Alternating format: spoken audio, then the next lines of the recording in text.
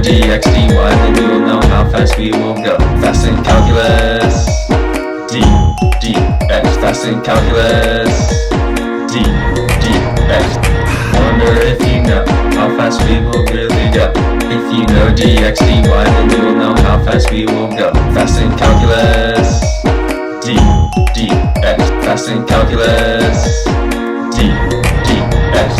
A squared, b squared, c squared, right? It's Pythagorean theorem, yikes. Take the derivative of x, right? And then take the derivative of y, yikes. Square dx dt, dy dt. Then square root to find the speed. Plug in numbers and find the function t. Now we have the function for speed.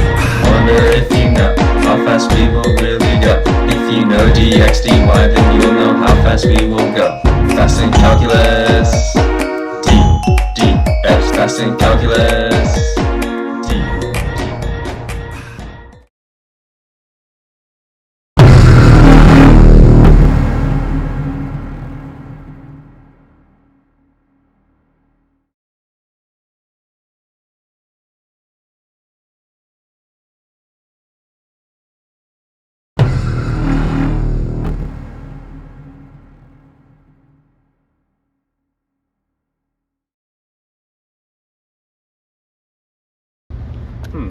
I wonder what the area is between these tread marks here on the ground.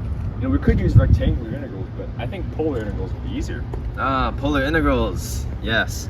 So if we look at these tread marks, we can roughly estimate that this outer tread mark here is roughly 5 meters in radius, and this inner one is 4.5 meters in radius.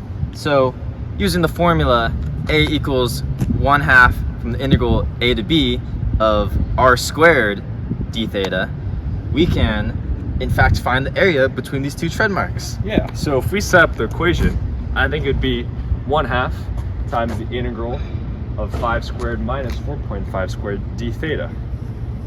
From the limits of 0 to 2 pi. Yeah, you know, just doing some quick math in my head, that's roughly 16 meters squared.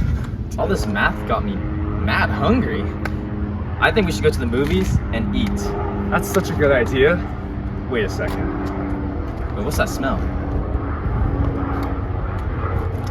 I'm out of gas. Alright, let's go to the gas station. Yeah. I'll race you there.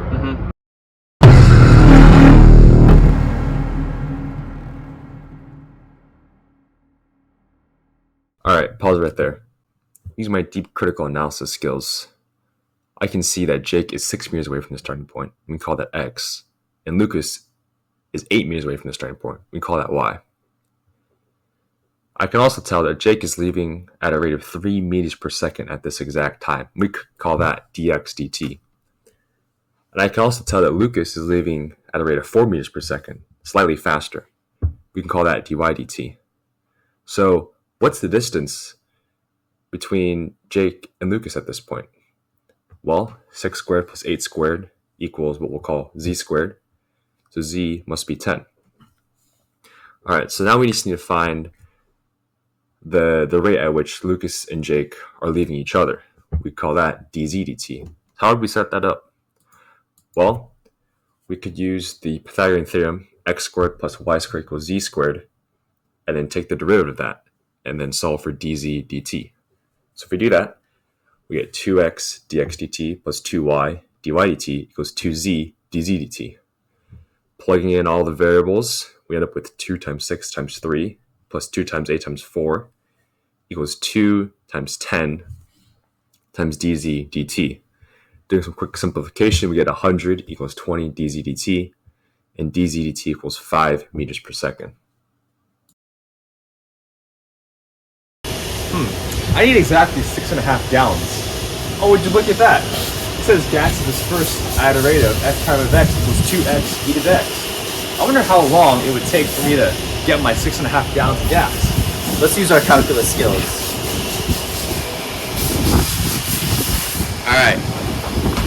So, we got the rate 2x e to the x dx equals 6.5 because we need 6.5 gallons of gas from 0 to x, and we are solving for x.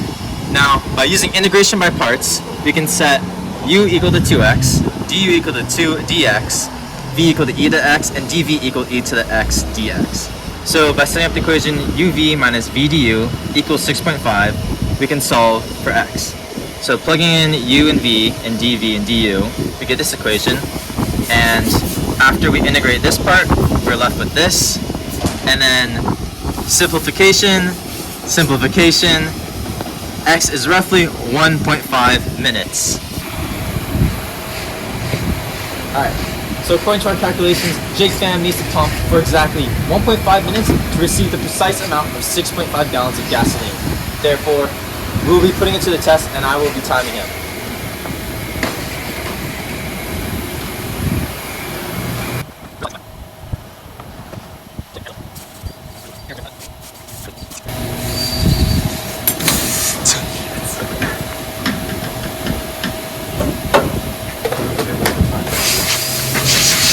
Would you look at that? Exactly 1 minute and 30 seconds. And exactly 6.5 gallons of gasoline.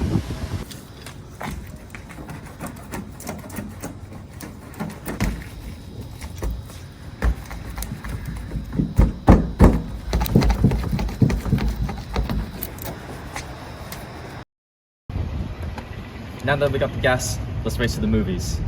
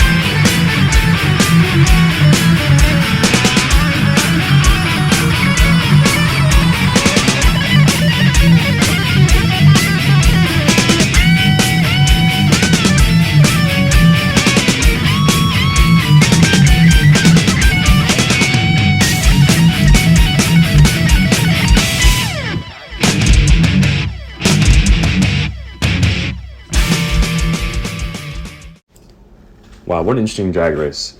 I wonder what the total distance traveled was during that time.